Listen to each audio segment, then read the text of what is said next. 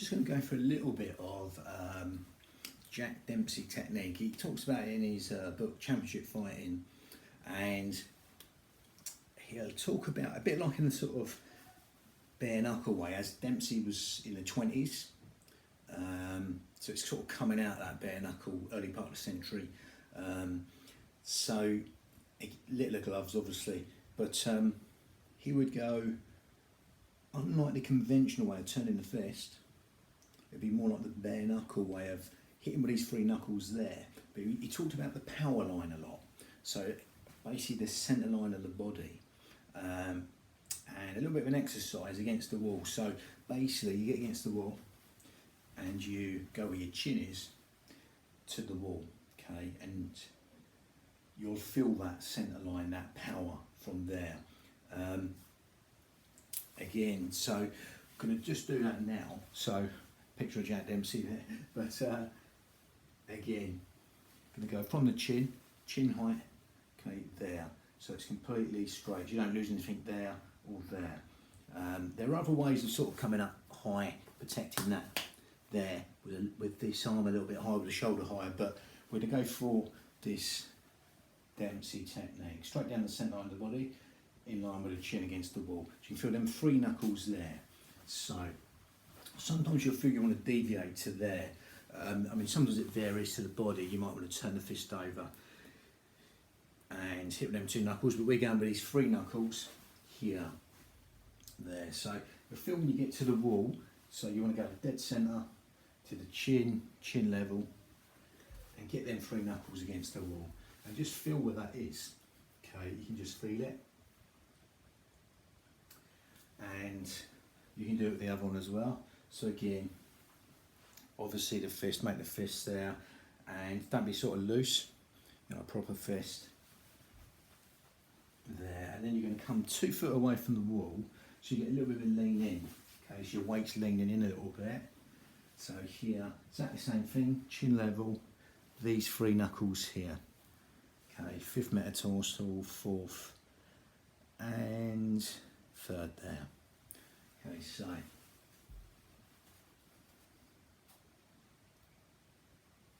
you'll feel that weight there. Again, you can go back and forth on that, you know, pushing yourself off the wall. So again, pushing yourself back and into here.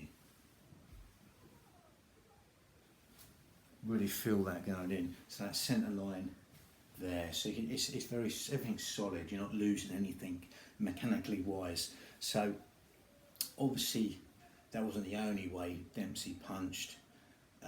You know, we talk about the usual sort of infighting. There's a lot more infighting in these days. The further you go back, the more infighting with the glove, the Queensberry era. And he'd be talking about sort of like partial hits, part of the game, partial hits. So again, it'd be a lot more accepted, hitting here, back of the hand, inside, etc. His falling step was a lot to do with it. So I always call it a blind jab. Again, a blind jab where the usual way, your sort of textbook way, you might step in and follow the back foot through. But again, you're just stepping in and falling in. So it's a bit like it's not quite a stamp, you don't want to give it away. But again, Joe Gans did this, used it, but apparently you hear the bang in the floor, the foot going down. You wouldn't want to overemphasise it up here. I mean, if you were sort of maybe kickboxing, something like that, you might be able to come down through. But you're stepping in, making a little bit more of a step in. You wouldn't do this every time. Obviously, you'd be double jabbing, you know, shifting in, on the spot, sometimes jabbing, going forward and back, whatever, varying it, but every now and then you put that falling step in, a blind jab, a bit out of a crouch there, pushing off that back leg, and again, as you come in, bang, you're going straight through the guard. So that falling step would come in with that. So you know, it's a powerful jab basically, we're going straight through the centre. Again, smaller gloves, it goes straight through the centre. Generally bare knuckle would be like that, mostly. Sometimes they vary down to the body, etc. But also you'd have something called an apple bob. So basically, it'd be sitting on his shots, coming up, you know, coming right inside, coming up, getting the power of hooks, stuff like that. And yeah, so obviously there's a few different things there. I mean, he'd also use sort of figure eight style bobbing and weaving, but from the legs, but it generate a lot of power coming up. But also you'd have the Dempsey shuffle. So again, this isn't all conventional stuff. He'd do the conventional stuff obviously, but he'd mix this in, like I say, that blind jab or that falling step, what known as the falling step. It's like a bang, you can hear that on the floor with the foot, bang, so the jab's going in straight through. Like I say, Joe Gans used to do that, but you hear that on the canvas, that sort of stamp when you're doing it. But the Dempsey shuffle, so sometimes they get people going. You saw a little bit with Gene Tunney with a Battle of Long Count, 1926, 27 that one, that was the second fight, where obviously you got your stance here, the usual conventional way, but as he'd be walking a man down, it'd step in left foot with his hand, then the right foot would come through into a southpaw stance, then it'd come through again. I mean, Stanley Ketchell used to do that with a big overhand right, but it wasn't a Dempsey shuffle. He would throw it, come in, and then, or he'd do a couple of double feints, whatever, and then he'd throw this overhand right, walk into it, throw another hook to get him back. Again, just the footwork, you're just moving the same hand, same leg, and then again on the opposite side, so you're sort of walking someone down. But yeah, obviously you'd have to be aware when you did that. Better when you got someone going, obviously, because obviously you're changing stance, so in between you can get caught, but again it'd be sort of powering through. But yeah, just a little bit on Jack Dempsey there, but more about that power line, straight down the centre of the body.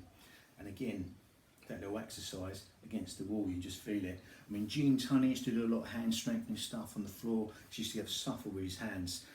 Some schools of thought say that's not great for your hands, doing all the knuckles, wrists, etc. But again, you know, obviously sport is a cost for a benefit. Every sport's a cost for a benefit, especially combat sports. But you might find that on the wall, like I say, 2 steps back, once you've got that alignment, the main thing, that power line, straight down the centre of the body, and again, them 3 knuckles you're thinking of. So so it gets your wrists aligned really, if you're going to do this sort of stuff.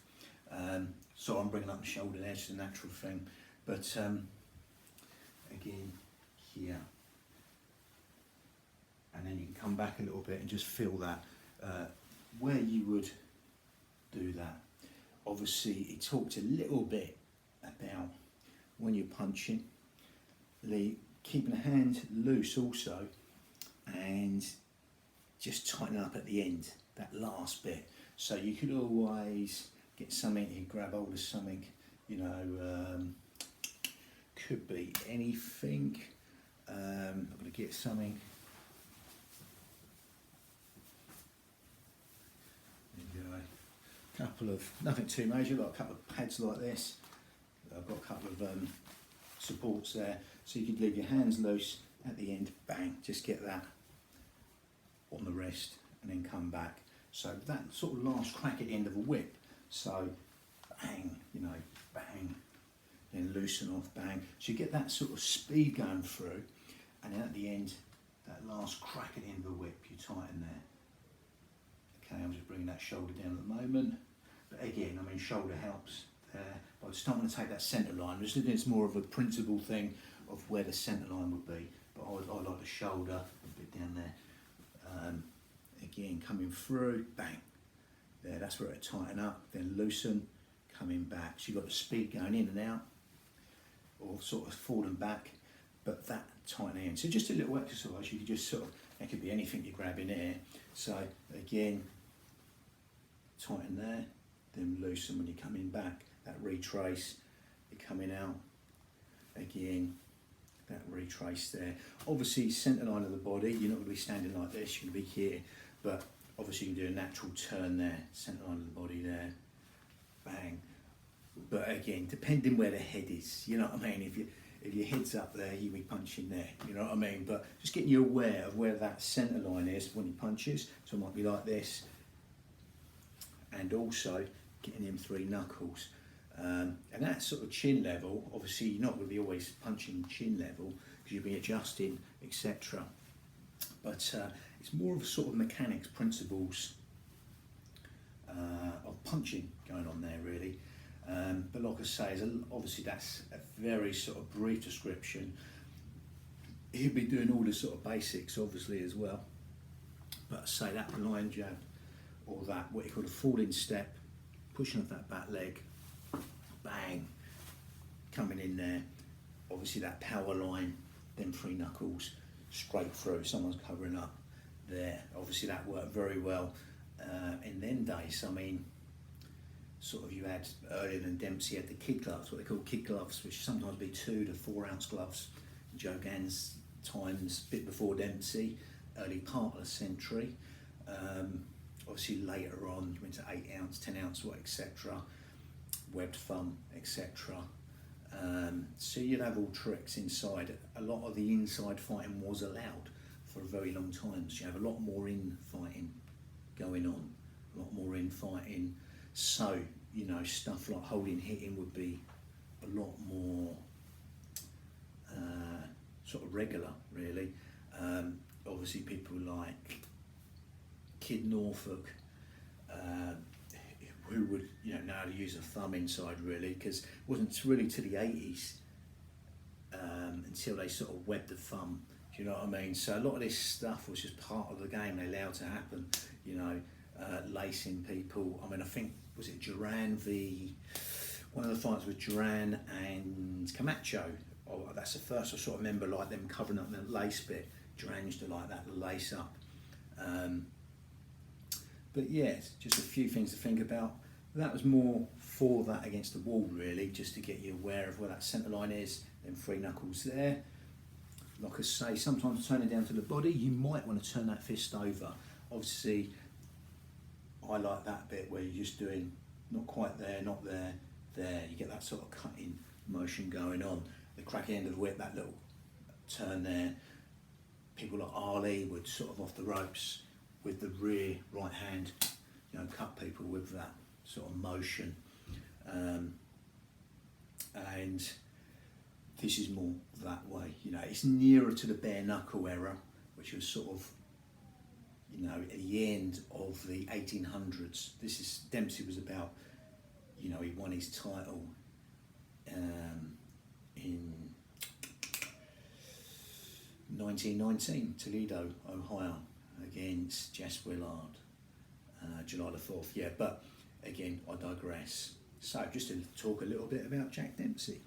Bang.